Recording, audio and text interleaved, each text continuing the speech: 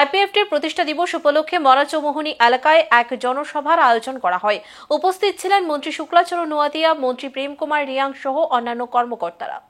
রাজ্য সরকারের শরিক আইপিএফটির দল প্রতি বছরের মতো এবছরও আজকের দিনটাকে প্রতিষ্ঠা দিবসের লগ্নে পৃথক রাজ্যের দাবি তুলে সরব হয়। গোটা রাজ্যের বিভিন্ন জায়গায় আইপিএফটি স্থানীয় ভিত্তিক নানা প্রকারের কর্মসূচির আয়োজন করার পাশাপাশি আগরতলার মরাচৌমুহনীতে কেন্দ্রীয়ভাবে আজকের প্রতিষ্ঠা বার্ষিকীতে আইপিএফটি দল জনসভার আয়োজন করে।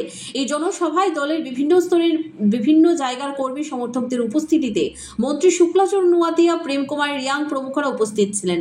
আইপিএফটি দলের তরফ থেকে আজকের এই বিশেষ দিনে দলের প্রত্যেকটা স্তরের কর্মী সমর্থকদের প্রতি শুভেচ্ছা জানানো হয়।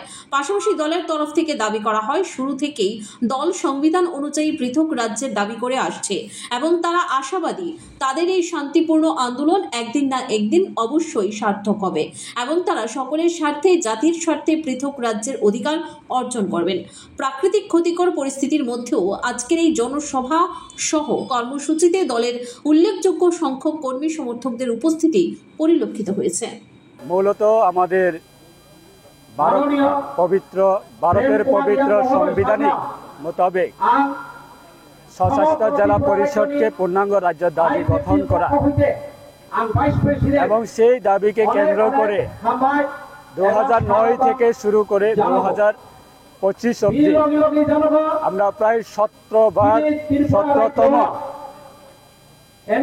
স্বশাসিত জেলা পরিষদকে পূর্ণাঙ্গ রাজ্য দাবি দিবস হিসাবে আমরা উদযাপন করে থাকি। 1984 সালে 23 আগস্টে ত্রিপুরা জনজাতি বা প্রসাদের জন্য অস্তিত্ব রক্ষার স্বার্থে প্রাক্তন ভারত সরকারের প্রাক্তন প্রধানমন্ত্রী ইন্দিরা গান্ধীজির নেতৃত্বে ত্রিপুরা জনজাতিদের অস্তিত্ব রক্ষার স্বার্থে স্বশাসিত জেলা পরিষদ গঠন হয়েছিল। তাই সেই দিনটাকে কেন্দ্র করে আমরা প্রত্যেক বছরে আলাদা রাজ্য দাবি দিবস হিসাবে আমরা উদযাপন করে থাকি।